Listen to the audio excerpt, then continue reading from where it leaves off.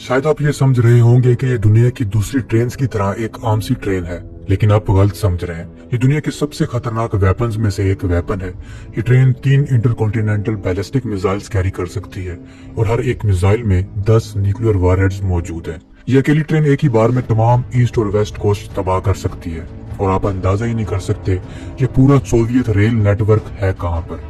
Soviet union को ऐसा weapon बनाने की जरूरत क्यों पेश आई, इस Soviet nuclear ghost train RT-23 की कहानी क्या है, ये सब हम आज की वीडियो में जानेंगे। So let's start.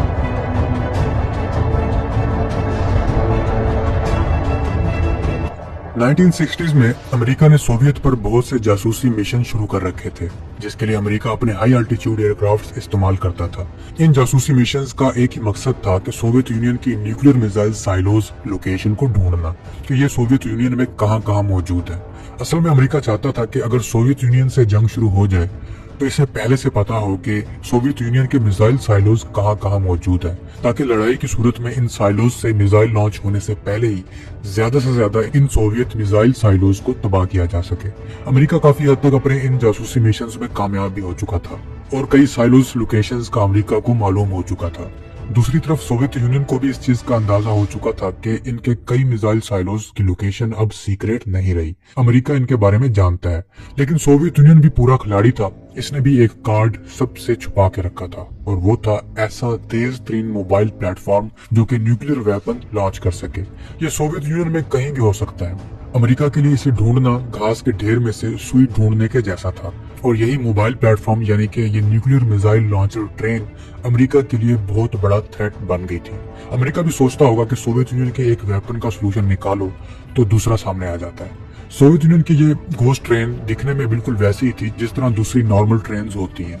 इस ट्रेन में टोटल 17 रेल कार्स थी जो कि मिलकर combat rail based missile complex बनाती हैं, जिसमें 3 modified M62 locomotives, 3 launch wagons और हर लॉन्च वैगन्स के साथ 2 रेल कार्स जो कि टोटल 9 रेल कार्स बनती हैं और एक डीजल और लुब्रिकेंट वैगन और 4 रेल कार्स इस ट्रेन के क्रूज को एकोमोडेट करने के लिए मुख्तस थी। ये ट्रेन बाहर से बिल्कुल सिविलियन ट्रेन की तरह लगती थी, सो अगर ये किसी रेलवे स्टेशन पर खड़ी भी हो तो सभी यही समझते थे कि ये एक सिविल ट्रेन है और यही चीज अमेरिका के लिए सरदर्द थी कि ऐसी ट्रेन को वो ढूंढे कैसे। इस ट्रेन की क्रूज स्पीड 80 से 120 किलोमीटर/आवर थी। इस ट्रेन में शॉर्ट सर्किटिंग का स्पेशल मैकेनिज्म भी मौजूद था जो कि जरूरत पड़ने पर इसके ऊपर मौजूद पावर लाइन से बिजली भी इस्तेमाल कर सकती थी।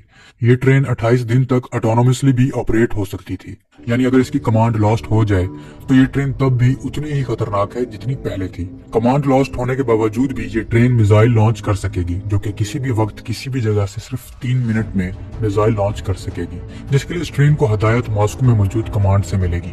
इस ट्रेन में जो ICBM इस्तेमाल किया गया था वो RT-23 मोलोडेट्स था, जो कि डिजाइन ही ट्रेन से लॉन्च करने के लिए किया गया था।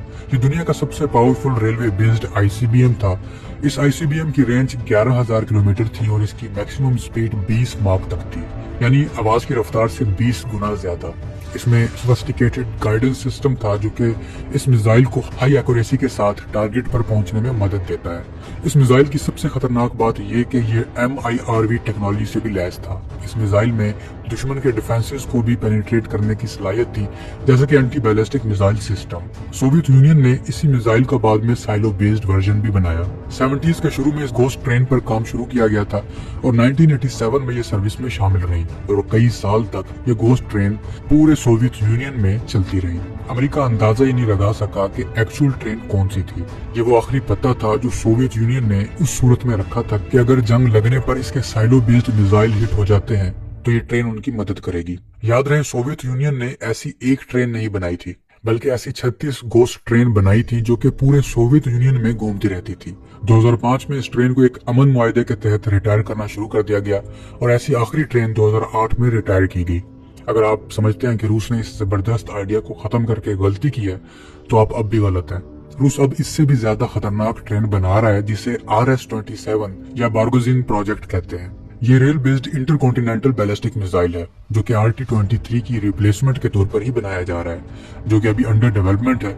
इस मिसाइल ट्रेन में 6 ICBM रखे जाएंगे और ये नया ICBM रूस के खतरनाक तरीन मिसाइल्स पर बेस्ड होगा जो कि यारस बुलावा, RT-23 MU, प्रोबिस एवनगार्ड और RT-39 मिसाइल है। मतलब इस ट्रेन में इस्तेमाल होने वाला मिसाइल इंतहाई खतरनाक होने वाला है। ये 55 टन का मिसाइल होगा जिसमें 4 न्यूक्लियर वॉरहेड्स होंगे और इस मिसाइल की रेंज 13,000 किलोमीटर तक होगी। रूस ऐसी 5 रेल रोड मिसाइल रेजिमेंट्स बनाएगा और हर रेजिमेंट एक ट्रेन और 6 बैलिस्टिक मिसाइल्स पर मुश्तमिल होगी। याद रहे ये प्रोजेक्ट रूस यूक्रेन वार की वजह से फिलहाल रोका गया है, लेकिन इसे बहुत जल्द रिवाइव किया जाएगा। अमेरिका ने भी पीस कीपर रेल गैरिजन के नाम से rail car launched ICBM program शुरू किया था, जो कि 1980s में शुरू किया गया था, लेकिन इसे बहुत जल्द ही सोवियत यूनियन के टूटने के बाद खत्म कर दिया गया। तो अब तक के लिए इतना ही। उम्मीद आपको ये छोटी सी वीडियो पसंद आई होगी। अगर आपको ये वीडियो पसंद आई है तो अपने दोस्तों के साथ जरूर शेयर कीजिएगा और कमेंट सेक्शन में अपनी राय का इजहार भी जरूर कीजिएगा। मैं मिलता हूं एक नई और दिलचस्प वीडियो के साथ।